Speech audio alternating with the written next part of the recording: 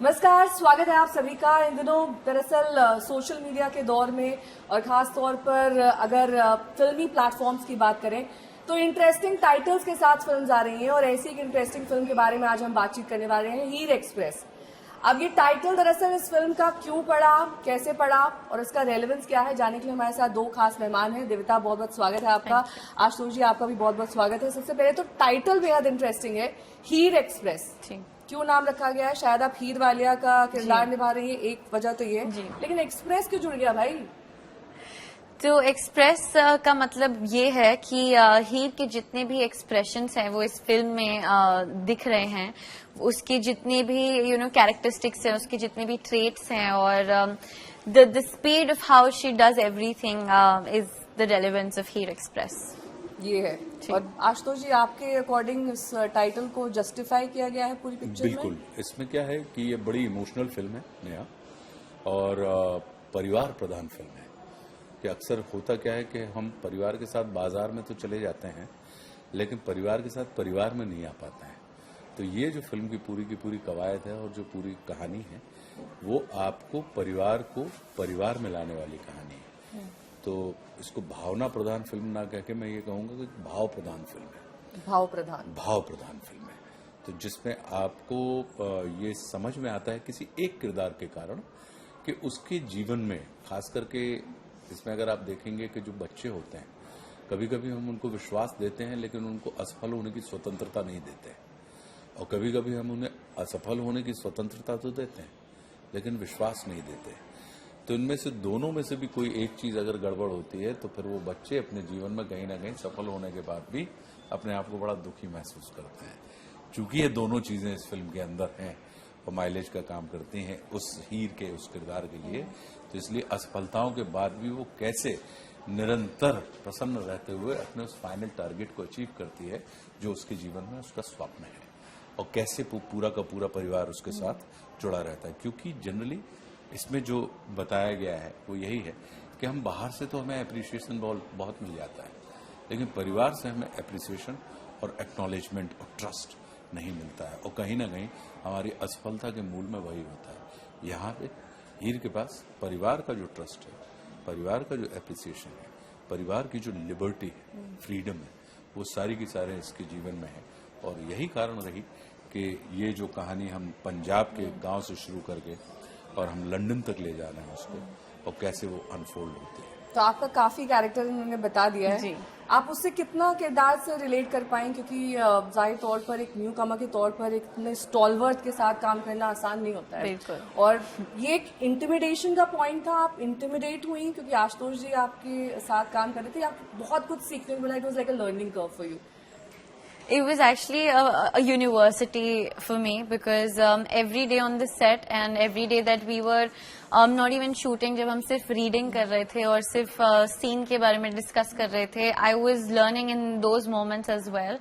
And जहाँ तक की बात है कि मैं हीर से कितना रेजोनेट करती हूँ, it is just that दिविता और हीर की सिमिलैरिटी is that उनकी फैमिली वैल्यूज बहुत अलाइक हैं और उन दोनों की लाइफ में एक फैमिली इम्पोर्टेंस बहुत ज्यादा है। एंड हीर एक पंजाब की लड़की है और मैं भी पंजाब से हूँ, एंड डेफिनेटली पंजाब वाला कनेक्ट था, पारिवारिक कनेक्ट था।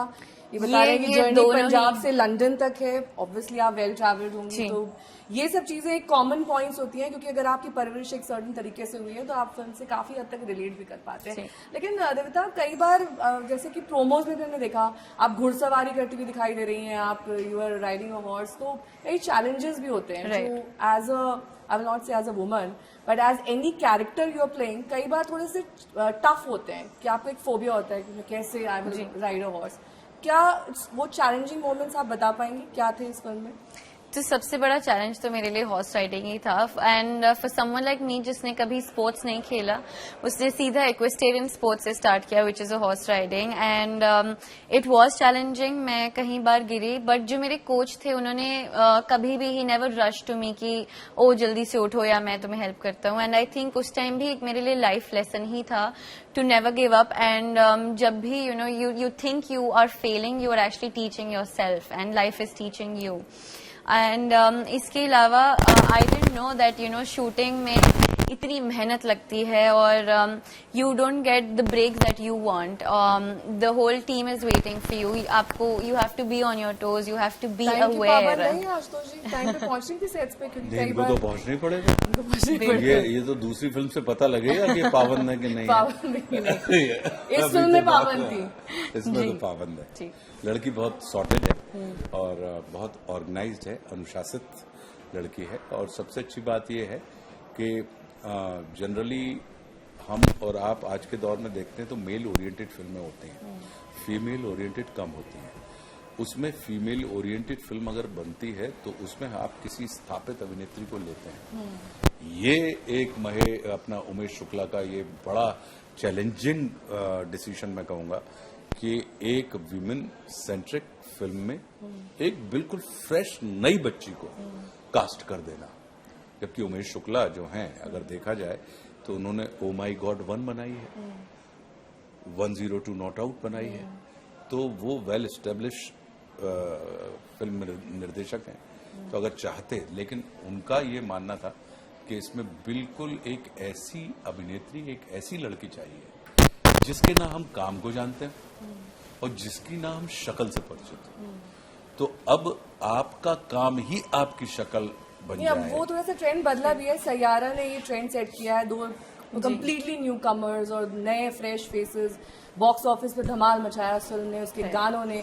तो आई थिंक उससे भी थोड़ा कॉन्फिडेंस बूस्ट होता होगा, क्योंकि आपको देख के तो लग रहा है स्ट्रेट आउट ऑफ कॉलेज आपने मतलब इस फिल्म का चुनाव किया और सबसे पहले आपने ये सोचा कि मुझे एक्टिंग ही करनी है. बिल्कुल. तो ऐसा क्यों हुआ देवता? Why acting, why not any other profession? कोई और प्रोफेशन का चुनाव क्यों नहीं? तो एक मेरा इस मूवी में डायलॉग है कि आपके घर का नाम तो सेरेनिटी है, बट आपकी जिंदगी में सुकून क्यों नहीं है. तो मेरे लिए, मेरा पर्सनली ये मानना है कि मेरे लिए सुकून is to be in front of the camera. And जब मैं 9th स्टैंडर्ड में थी, मैंने एक्चुअली 3 साल थिएटर किया है और कथक, क्लासिकल डांस भी सीखा है, वोकल ट्रेनिंग भी की है. बट जब मैं 9th में थी, I watch this film called राजी, आलिया भट्ट मैम की. And something just switched inside me and I was like, अगर मुझे कुछ करना है तो सिर्फ एक्टिंग ही करनी है, because I feel this is where my heart belongs. और कोई शॉर्टकट होता है इस प्रोसेस में? मतलब अगर आप नहीं करती थिएटर, आप नहीं सीखती डांस, डायरेक्टली आ जाती, तो वो दिखाई देता है मतलब कहीं ना कहीं स्क्रीन पर? क्योंकि इतने बड़े दिग्गज लोगों के साथ काम करना, अपने आप में फर्स्ट डे सेट पर ही जाना, आपको नर्वसनेस होगी. आपने सोचा होगा कि मैं आशुतोष राणा के साथ, मतलब ये तो लिखते भी कमाल का है, बोलते भी कमाल का है, मतलब इतने साल इंडस्ट्री में. मैं तो खुद इन्हें स्टेज पर सुनती हूँ तो लोग, रश्मि रति जब इनके मुंह से सुनते हैं तो तालियां तो रुकती ही नहीं है. तो ऐसे कलाकार के साथ काम करना कई बार और ज्यादा चैलेंजिंग होता है. तो आपने सोचा कि न्यू कमर के साथ ही कर लेते हैं, वो भी मेरे जैसे ही होगा, ये नहीं सोचा आपने? नहीं, आई एक्चुअली बिलीव कि आप जितना सीखोगे उतना कम है. और थिएटर से मुझे इतना एक्सपीरियंस मिला कि मैं I could stand in front of the camera और मुझे इतना पता था कि ये लाइन्स होती हैं, ऐसे इमोट करना है, ऐसे एक्ट करना है, ये इमोशंस हैं, नवरस हैं. और सर के साथ काम करके तो आई बिलीव, मुझे ऐसा लगता है कि मैं 2 से 3 साल बड़ी हो गई कुछ ही महीनों में. और ये मेरे लिए बहुत ही बड़ा एक लर्निंग एक्सपीरियंस रहा. उन्होंने बताया कि बिना ग्लिसरीन के कैसे आंसू निकलते हैं? बताया मैंने इस टाइप का? सर ने मुझे इतना कुछ बताया directly and indirectly that even I didn't realise कि सर मुझे कुछ सिखा रहे हैं. So I believe we shared a very student teacher and also like a father daughter relationship on and off set. Ashutosh ji, क्योंकि आपका मुझे पता है कि लेखनी की तरफ कितना रुझान है और आपकी किताबें भी आती रहती हैं. अब वो फर्स्ट लव है आपका, या वो एक्टिंग ही हमेशा से फर्स्ट लव था और रहेगा? मतलब लेखनी भी चल रही है साइड बाय साइड? नहीं, मेरा अपना ये मानना है कि मेरा फर्स्ट लव है एक्सप्रेशन. आप अपने आप को अभिव्यक्त करना चाहते हैं और आप अपने आप को अभिव्यक्त करते हैं क्योंकि आप कहीं ना कहीं अपनी सर्च में, आप अपने आप को जानना चाहते हैं. तो अभिनय क्या है? व्यक्ति से समष्टि की यात्रा है. क्या आप अपने अनुभव को, संसार का, काफी वर्ड्स तो समझ ही नहीं आते हैं. समष्टि क्या है अभी ये समष्टि बताया? मतलब संसार. हाँ, मतलब बताइए ना, क्योंकि हम सुनना पड़ेगा ध्यान से. लिमिटेड है ना, ध्यान से. नहीं, ये नहीं होना चाहिए. आप आप जिस जगह सीख पे रहे बैठी हैं, हम हैं, भी जिस जगह बैठी हैं, कुछ तो फायदा हो ना. जिस जगह, और हम हिंदी ही बात कर रहे हैं. बिल्कुल हिंदी में करिए, समष्टि बता दीजिए. लेकिन हाँ, तो आपने सुना नहीं ना, हम आगे के व्यक्ति से संसार की यात्रा, संसार किया। ये अभिनय में आता है कि आप अपनी पीड़ा को सबकी पीड़ा बना देते हैं, और लेखन जो है वो सबकी पीड़ा को अपनी पीड़ा बनाने का काम है। तो ये दोनों चीजें अगर देखी जाएं, लिखना या अभिनय करना, ये है पूरा खेल एक्सप्रेशन का, कि आप अपने आप को अभिव्यक्त करना चाहते हैं। अभिव्यक्ति की आजादी, आजादी नहीं है, अभिव्यक्ति की इच्छा, ठीक है ना। आजादी तो है, आप ना भी करें तो ये अभिव्यक्त हो ही रहे हैं, बैठे हैं। ये आप इनके ऊपर कंट्रोल करें या ना करें, वो अभिव्यक्त हो ही रहा है।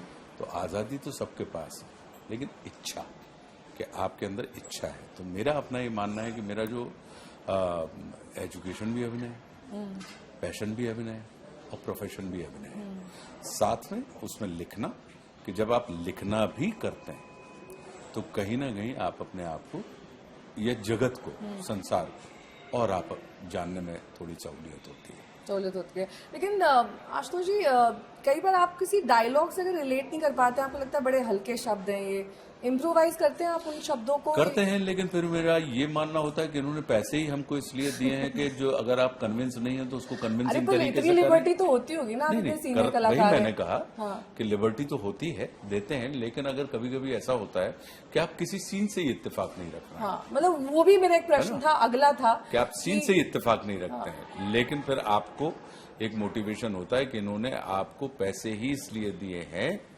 कि आप ना इत्तेफाकी रखते हुए इत्तेफाक के साथ इस सीन को प्रस्तुत करें, कि दुनिया को ना पता लगे कि आप इस बात से कन्विंस्ड नहीं है। क्या मान लीजिए हमने दुश्मन की, तो क्या मैं रेपिस्ट से कन्विंस्ड हूं? वो तो आपका किरदार था। ऐसे कितने सीन होंगे, ऐसे कितने सारे सीन होंगे जो आपने किए हैं। हाँ, उसमें जो एक इच्छा थी हमारी कि मैं विदाउट टचिंग मैं उस पूरी की पूरी चीज को प्रस्तुत करना चाहता हूं, जिसके ऊपर उन्होंने भरोसा किया कि पहली फिल्म है और लड़का अगर ये कह रहा है कि भाई है तो रेपिस्ट का कैरेक्टर, लेकिन टच नहीं करना है, बिना टच किए पर्सोना से ही वो, तो पर्सोना से अब आप उसको कैसे करेंगे, तो उसमें आपको कहीं ना कहीं शूट भी करना पड़ता है। तो लिबर्टी खूब होती है, शब्द आपको बदलने दे दिए जाते हैं, आप डायलॉग बदल दिए जाते हैं, जिसमें आप 90% सीन से इत्तेफाक रखते हैं, 10% ऐसा होता है फिल्म का हिस्सा जिसमें आप कहते हैं नहीं यार ये ना होता तो और ये बड़ी कृपा है हमारे ऊपर कि अगर मैं ना इत्तेफाकी रखता हूं तो उसको राइटर भी सुन लेते हैं, डायरेक्टर भी समझ लेता है, और सारे लोग इस बात से सहमत होते हैं कि अगर कोई इम्प्रोवाइजेशन किया आपने? जरूरत ही नहीं पड़ी। कारण ये है कि उमेश अपने आप में खुद बहुत सुलझे हुए, समझे हुए व्यक्ति हैं, और उनका भी जो बैकग्राउंड है वो थिएटर का है, उनका भी बैकग्राउंड जो है वो राइटिंग का है, उनका भी बैकग्राउंड जो है वो अभिनय का है। तो जब आपकी पुराना याराना है क्या कोई आपके डीएनए जब मिल जाता है तो फिर आपको उस व्यक्ति के साथ अपने आप को छोड़ने में गार्डेड नहीं होना पड़ता। तो फिल्म की ये जो अगर आप देखेंगे हीर एक्सप्रेस, तो ये हमारे लिए बड़े लाभ का काम था कि अब जैसे इसने कहा दिव्यता ने कि वो कॉन्फिडेंट थी, लेकिन हमारा आज भी हमें भय लगता है क्योंकि इनके लिए तो हम होम ग्राउंड है, इन्होंने तो हमारा काम देखा है, ये हमारे लिए फॉरेन पिच है तो अब जब फॉरेन पिच है तो ये कैसे करेंगी, तो इनसे ज्यादा अटेंटिव रहने की जरूरत हमें पड़ती थी। अच्छा, तो वो जो चीज है कि आप सजग भी रहें, सतर्क भी रहें, चौकन्ने रहें, आप ऑन टोज रहें। क्यों? क्योंकि आपको नहीं पता कि सामने से ये चीज तो है, सीन तो है। तो इनका अनुभव बढ़ा और मेरी एज बढ़ी, जिसको आप कहते हैं धार। तो ये कहीं ना कहीं ये पूरी ऐसी प्रक्रिया होती है कि जहां पे आप जब नए लोगों के साथ काम करते हैं, क्योंकि हमारे साथ भी तो जब हम नए थे तो किसी पुरानों ने काम किया ना, तब उन्होंने हमारा अनुभव बढ़ाया और हमने उनकी धार बढ़ाई।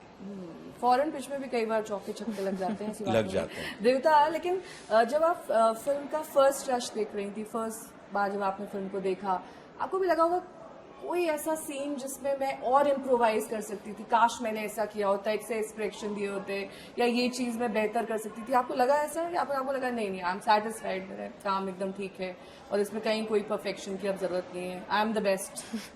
नो, आई बिलीव अगर मैं इतनी जल्दी अपनी परफॉर्मेंस से सेटिस्फाई हो जाऊंगी, then the scope of learning would end really really quickly. और मैं खुश हूँ, मैंने अपना 100% दिया है, बट मैं इतनी जल्दी सेटिस्फाई नहीं होना चाहती और मैं नहीं हुई।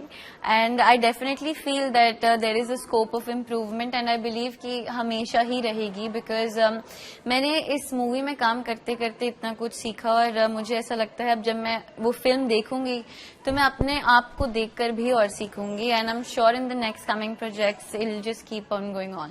जैसे आपने राजी का जिक्र किया, आई एम श्योर आप काफी उस किरदार से प्रभावित हुई जो आलिया ने निभाया। ऐसी कोई और फिल्म है जिसमें आपको लगा हो काश मैं इस फिल्म में काम कर पाती, you know I should have been in that place और मुझे ये कैरेक्टर मिलता तो I should have started from that, वो मेरे करियर की पहली फिल्म होती? I am honestly very very happy with getting Heer Express as my first film because ये इतनी सुंदर मूवी है और ये इतनी प्यारी स्टोरी है और हीर मेरे दिल के इतने करीब है that I am really happy playing this character।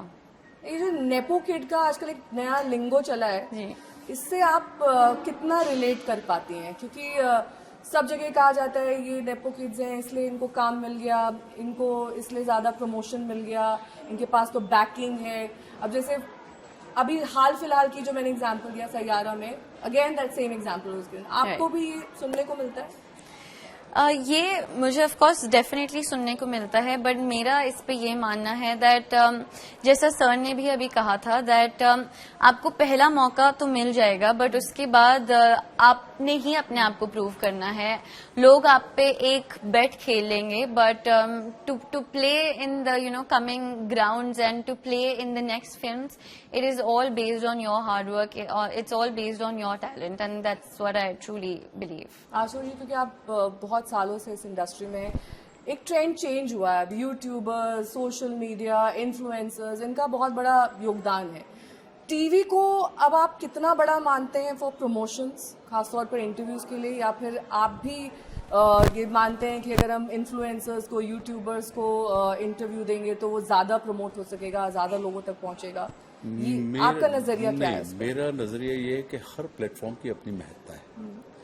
आप टेलीविजन पे आइए, आप न्यूज चैनल पे आइए, आप यूट्यूबर के पास जाइए, आप इंस्टाग्राम इस्तेमाल कीजिए इन्फ्लुएंसर्स के साथ। मेरा अपना ये मानना है कि हर व्यक्ति हर चीज नहीं देखता, और अगर आपको हर व्यक्ति तक वो बात पहुंचानी है तो आपको हर प्लेटफॉर्म का तो ये मासेस की फिल्म मानिए, ये मासेस की फिल्म, ये पारिवारिक फिल्म है पूरी की पूरी। अब उसमें हम ये डिसाइड कर लें फिल्म देखने के बाद कि इसमें आपका चित्त कितना लगता है, आपको आनंद कितना आता है, ये निर्भर करता है। क्योंकि फिल्म के कई रंग होते हैं, बहुत से लोग होते हैं कि कॉमेडी बनाते हैं, बहुत से लोगों को एक्शन पसंद होता है, लेकिन बहुत से लोगों को इमोशन भी पसंद होता है। अगर हम जो आज बात करते हैं, नंबर्स हम देते हैं कि 500 करोड़ किसी फिल्म ने कमा लिए या 1000 करोड़ कमा लिए, देश की आबादी कितनी है? 140 करोड़ है, और 30,000 स्क्रीन है। और अगर हम एक स्क्रीन में मान लीजिए, ये मान के चलते हैं कि एवरेज हम सारी स्क्रीन का मान लें कि 500 लोगों की कैपेसिटी है, तो कितने % आदमी देखने गया देश का? तो 2.5, 3, 4 करोड़ आदमी देख लेते हैं और हम ये कहते हैं कि साहब हम सुपर हिट हैं। 140 करोड़ की आबादी में 3-4 करोड़ आदमी फिल्म देखता है। लेकिन अगर फिल्म बॉक्स ऑफिस पे, अगर मैं मुझे सुपर हिट पता की नहीं बात है कर कि रहा हूं, पैमाना क्या है आप लोग के लिए, हाँ, कि कितना कमाई हो तब आप उसको हिट हाँ, मानते हैं, लेकिन अगर वो कुछ हफ्ते चलकर फिर OTT प्लेटफॉर्म पर आ जाती है, क्या हम उसे फिल्म का डिमोशन माने? बिल्कुल नहीं माने। कि उसने एक सर्टन कमाई नहीं करी, उसके बाद वो OTT पे है? वो एक ट्रेंड हो गया है आज की तरफ। जो जैसे पहले अगर आपको याद होगा कि जब हमारे पास सिर्फ दूरदर्शन था तो फिल्में रिलीज होती थी, तो एक लंबे समय के बाद उसको दूरदर्शन के ऊपर भी राइट्स करके बेच देते थे। फिर आ गए आपके प्राइवेट चैनल्स, जैसे जी हो गया, फिर स्टार हो गया, कलर्स हो गया, लोग उसके ऊपर करने लगे। अब क्या आ गया है? अब एक विकल्प और खुल गया है। वो विकल्प ये खुल गया है कि अब आप OTT प्लेटफॉर्म जो है कि नेटफ्लिक्स है, अमेजोन है, अब वो माइंड ब्लॉक खुल गया है। कि माइंड ब्लॉक खुल गया पहले है। तो कुछ स्टार्स कहते थे नहीं OTT पे रिलीज ही नहीं होगी, सिर्फ बड़े पर्दे पर आएगी। तो वो जो चीज है, तो आपको तो फैलने के इतने दायरे मिले हैं। इसलिए अगर आप देखें कि जब हम लोगों से पहले जो लोग थे उनके पास कितना स्ट्रगल था, उनके पास सिर्फ एक ही प्लेटफॉर्म था, वो सिनेमा। हम लोग जब आए तो हमें एक सुविधा और मिल गई कि नहीं, अभिनय करना है, एक्टिंग करना है, टेलीविजन भी है। अब और सुविधा मिल गई कि 10 टेलीविजन चैनल हो गए, OTT भी हो गया।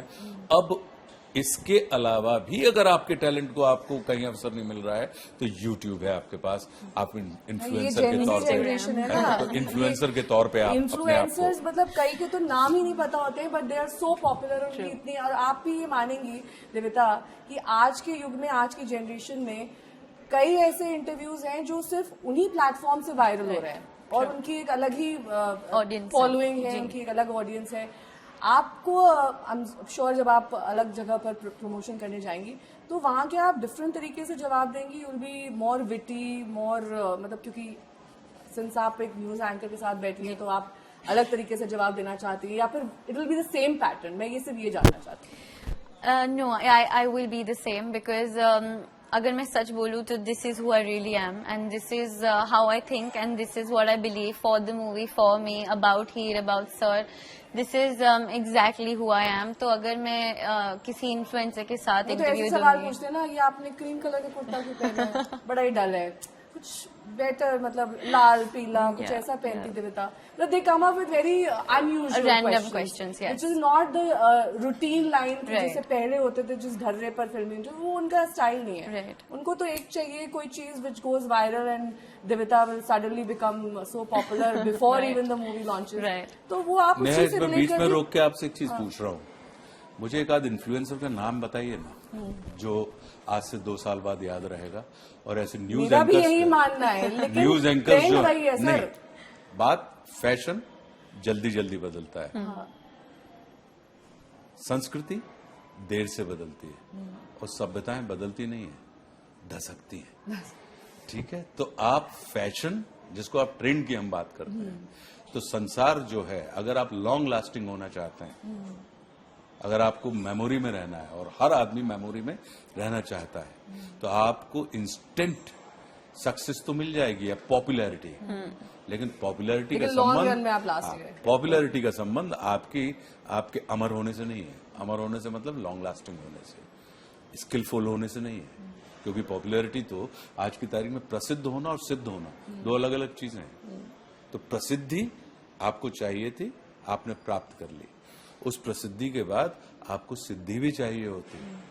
आप जिन इन्फ्लुएंसर्स के अंदर ये भाव होगा, आप उठा के देख, जैसे भुवन वगैरह करना पड़ रहा है ना, आपको प्रसिद्धि, वो आपने एक प्लेटफॉर्म के तौर पर, एक सीढ़ी के तौर पर आपने उसका इस्तेमाल किया कि यार मुझे जान जाए, अल्टीमेटली फिल्म्स में आ है गए। ना। तो अब जानने के बाद आपको अपने अंदर का जो अभिनेता है, अपने अंदर का जो क्रिएटिव व्यक्ति है, और फिर आपके अंदर क्षमता भी है, तो आपने अपने आप तो को इम्प्रोवाइज नहीं करेंगे तो फिर आपकी लाइफ लिमिटेड है, वो तो है। तो ये जिनकी आप बात कर रही हैं कि फैशन तो ठीक है, मैं तो बहुत कईयों अच्छा के है। नाम भी नहीं जानती हूँ सर, और है फिर ना? मुझे बताया जाता है कि ये बहुत प्रसिद्ध है, तो फिर उसके बाद मुझे प्रसिद्ध गूगल सर्च करना नहीं तो पड़ता है उसमें प्रसिद्धि हम एक्सेप्ट करते हैं, सारी चीजें आपको पॉपुलैरिटी आपकी होगी, लेकिन किस बात की हुई? है।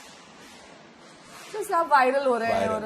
और आपकी रील चल अब रही वायरल है। होने के लिए तो अब अभी एक वो रील गई, वो कौन सी के 10 रुपए का बिस्किट कितने का है, हाँ अब वो गई ना, वो तो आप सुनेंगे। वायरल करना, या आपने देखा होगा कि जो अच्छे सिंगर हैं, जो एक्चुअल आत्मा से गाते नहीं, वो हैं, लोग उनकी बेइज्जती भी बहुत अपेक्षा, करते हैं। जैसे वो आपसे पूछ लेंगे आपकी पहली फिल्म कौन सी थी आशुतोष जी? हाँ तो पूछ नहीं याद आ रहा इसमें मुझे। बेइज्जती करने की जरूरी नहीं कि उसने नहीं तो- देखा हो बेचारे नहीं ने। तो मैं research सिकंदर भी थोड़ी होती है हूँ, वो चीज। मैं सिकंदर थोड़ी हूँ कि यूनान से लेकर हिंदुस्तान तक मेरी तलवार गूंज रही है, नहीं पता होगा उसको। मेरा ये मानना है कि उसे अगर नहीं पता है पता, कि आपने रेपिस्ट का किरदार किस फिल्म में निभाया था, वो भी नहीं, पता। हाँ नहीं आप पता, वो मान के चलेंगे। मान लेंगे हम। ये डिपेंड करता है, बल्लेबाज अच्छा वो होता है कि गेंद किस तरीके से आ रही है, वो उसकी बात है, आप उसको रिस्पॉन्ड किस तरीके से कर रहे हैं। किसी भी बल्लेबाज को, बैट्समैन को आप क्लासिक तब कहते हैं कि उसने खराब गेंद पर खराब खेला, या खराब गेंद पर उसने अच्छा खेला। ये बात तो महत्व सवालों का नहीं होता, महत्व जवाबों का होता है कि आप किस तरीके से आप जवाब जैसे दें। जवाबदार हो तो शायद इन्फ्लुएंसर्स की भी बोलती बंद हो जाएगी। आप उसको कहेंगे प्लीज जो है। हमारा ये मानना है कि उनको उसका अपना, मान लीजिए, टेक है, उसको आपको तंग करने में मजा आ रहा है, आप हो जाए, आनंद ले लेने दीजिए ना, उनको। हम नई गाड़ी लेते हैं, बाहर से हम हॉर्न बजाते हुए निकलते हैं जबरदस्ती। गाड़ी दूसरा आदमी पास होता है, वो सिर्फ क्या चाह रहा है नई गाड़ी वाला कि look at me, look at me यार, I bought this new car, देख लीजिए, वाह, अप्रिशिएट करिए, बहुत बढ़िया, बहुत अच्छा। हाथी चला बाजार, कुत्ता भौंके तो हजार। ये निर्भर करता है कि आपको क्या चाहिए। बाजार है, रखा हुआ है, आपको जो चाहिए आप उसमें, मतलब आप क्या कहलाता है वो, सुपरमार्केट। Yes sir. सुपरमार्केट में सब है। देविता, कोई इंटरेस्टिंग मोमेंट्स बताइए ना शूट के दौरान, क्योंकि आशुतोष जी को ना मतलब बहुत कम लोग जानते हैं, बड़ी मतलब लेयर्ड पर्सनैलिटी है। इनसे आप बात भी करेंगे ना, इतनी गूढ़ बातें करते हैं ये कि काफी बातें इनसे, बच्चे से मैंने कहा ना कि प्लीज ट्रांसलेट, ऐसे करके इनकी काफी बातें ऊपर से निकल जाती है। आपको कौन से वो मोमेंट्स याद है फिल्म की पिक्चराइजेशन में जो आपको लगा हो कि आशुतोष जी को समझना थोड़ा सा मुश्किल है, मतलब मैं धीरे धीरे शायद ये जो है ऊंचा पहाड़ पार कर जाऊंगी?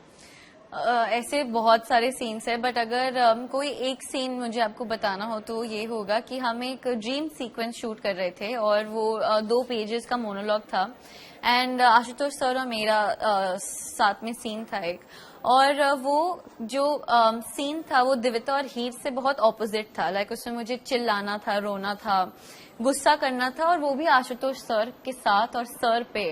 तो मैं वैसे ही इतनी नर्वस थी सर के सामने। सॉफ्ट है, आपने गुस्सा कैसे किया होगा? मतलब मैं वैसे ही बहुत नर्वस थी, और उसके बाद ये सीन था तो सर ने मुझे इतना कंफर्टेबली उस सीन में जाने के लिए हेल्प किया, ऐसे टिप्स दिए जो इन्होंने अपनी फिल्म जी में करी थी।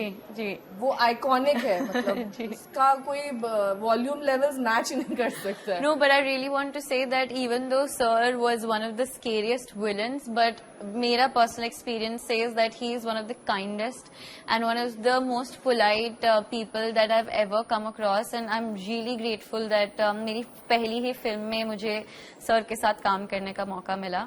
And coming back to that instance, तो जब वो सीन खत्म हुआ सर ने मुझे बोला कि दिविता तू बन गई, और आई थिंक मेरे लिए इससे बड़ी अचीवमेंट और कुछ नहीं हो सकती, बिकॉज सर की तारीफ कमाना बहुत मुश्किल है। बट ऐसे बहुत इंस्टेंसेस हैं, but this was one of my favourite, because अगर सर मेरे लिए तालियां मार रहे हैं तो स्टूडेंट्स हैं या फ्रंट बेंचर? मैं फ्रंट बेंचर है, हैप्पीली। वो स्टूडेंट तो नहीं है जो फिर एक बार टीचर से याद फुस-फुस करके फिर उसकी बुराई करते हैं? नहीं, बिल्कुल नहीं, बिल्कुल। You actually Believe really that. learned from a stalwart like I him, did. and you really appreciate that you got that chance. I do. 10 years down the line अगर आपकी बात करें तो आप इस फिल्म को देखकर क्या कहेंगी? काश, मतलब मैं क्या किया मैंने, मतलब कितना अच्छा मैं कर सकती थी, ऐसा कहेंगी? आपको लगेगा कि I did my best, I gave my best, whatever the result, I will always remember and cherish. First of all I will never forget this film, और अगर 10 साल बाद मैं इस फिल्म के बारे में सोचूंगी तो मैं बहुत खुशी से सोचूंगी, बिकॉज इस फिल्म ने मुझे इतना कुछ सिखाया, और मैं जहां भी अपनी लाइफ में होंगी 10 साल बाद, आई थिंक ये फिल्म मेरे दिल के हमेशा करीब रहेगी, और मैं अपने बच्चों के साथ जरूर देखूंगी ये फिल्म, बिकॉज ये साफ सुथरी पारिवारिक फिल्म आपने है। अभी से कल्पना कर ली है बच्चे 10, 12, 13 साल बाद बच्चे no, like coming generations, I just want to say that ये बहुत ही पारिवारिक फिल्म है, so I would want to watch this film with my family also. आपके फ्रेंड्स आपको डिफरेंट ट्रीट करते होंगे थोड़ा सा कि हीरोइन बन गई है, अरे देखिए क्या इसके जलवे हो गए हैं, तो अब दुनिया जो है इसके पीछे पीछे भाग रही है, इंटरव्यूज हो रहे हैं, ये ट्रीट यू डिफरेंटली या सेम है सब? They don't treat me differently, but they see me differently, because I feel they respect me for the things that I've done and for the hard work that I've put. But no, they don't see me differently, and I'm very happy about that, because कुछ तो आपकी life में कुछ चंद दोस्त होते हैं, और I believe वो आपके साथ जितने सच्चाई से रहें उतना ही अच्छा है। आप जाएंगी वो मास्क वास्क लगा के हॉल में देखने की क्या है ऑडियंस रिएक्शन? सर के साथ जाऊंगी, यस आई विल गो। ये तो आई डाउट आप जाएंगे किसी हॉल में, क्योंकि मुझे लगता है कि इनकी आंखों से भी लोग पहचान जाएंगे कि आशुतोष राणा है। बिल्कुल बिल्कुल, but I would definitely, if I get a chance I will definitely go and see audience reaction.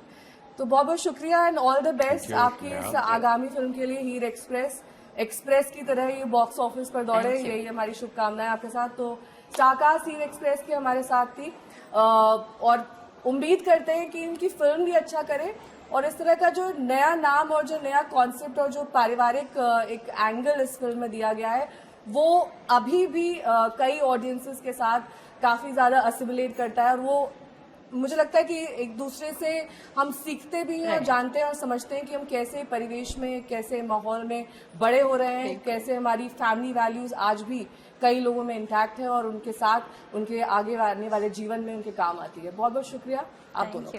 Thank you.